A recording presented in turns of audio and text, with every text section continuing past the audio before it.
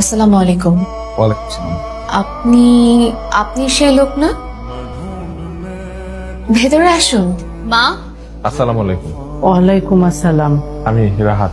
উনি বাবার লাগেজ নিয়ে এসেছিলেন। ও, আমি রান্না করছি। এই যে ও বাবা। এই গিফটটা আপনার জন্য। আমার জন্য গিফট কেন? এমনি।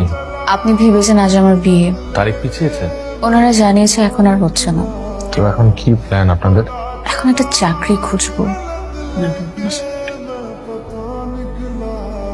অর্ধেক ডিম কেন? আমি অর্ধেক ডিম খাই না। ডিম আছে তো, রাতে খাবি। তুমি এই ডিমটা খাও। না থাক।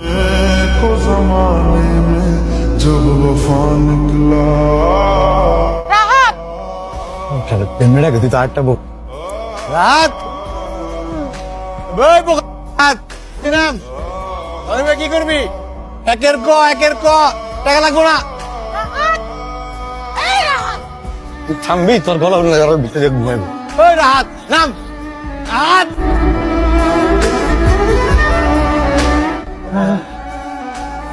এক্সকিউজ মি, চিনতে পেরেছেন আমাকে?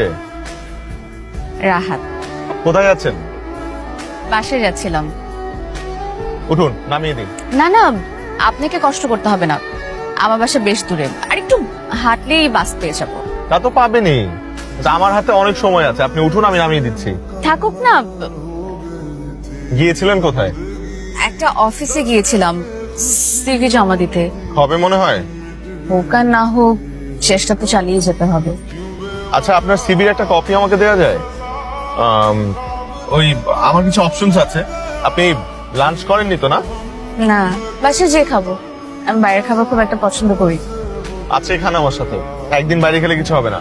আপনার ব্যাপারে তো কিছু জানাই হলো না। আপনার ব্যাপারেও কিছু বলুন। আপনি শুরু করছেন না কেন? যদি কিছু না মনে করেন, আমি হাত দিয়ে খাই। আমি ছুরি কাঁটা চামচে অভ্যস্ত না তো। হ্যাঁ প্লিজ, আমাকে নিয়ে বলার মতো কিছুই নেই আসলে। এটা বলতে পারি যে I am the black sheep of my family. পরিবারের নষ্ট ছেলেটা আমি। আপনাকে দেখে কিন্তু একদম এরকম মনে হয় না। তো আপনার পরিবারে কে কে আছেন? বাবা, মা, ছোট একটা বোন। আমরা যে যার মতোই থাকি। মানে মা হাউস ওয়াইফ, বোন পড়াশোনা করে, আর বাবা তার বিজনেস নিয়ে পড়ে থাকে। দুনিয়ার সবচাইতে ব্যস্ত মানুষটা তিনি। কাউকে নিয়ে ভাববার সময় তার নেই। বাসায় এসেও তার ব্যবসার লাভ লোকসান নিয়ে পড়ে থাকে। সেলফিশ। বাবা, কিছু বলতে চাও? আমার একটা চাকরি দরকার, যে কোনো চাকরি। তোমার অফিসে হলেও হয়। এতদিন পর হঠাৎ চাকরির কথা মনে হলো? নেশার টাকা জোগাড় হচ্ছে না মনে হয়। আমি আর কোনোদিন নেশা করব না। আমি এগুলো আর ছেড়ে দিয়েছি। অনেকদিন আমি নেশা করিও না। তোমার আমাকে দেখে বোঝা উচিত না। নেশাখোর বন্ধুদের সঙ্গে ঝগড়া হয়েছে?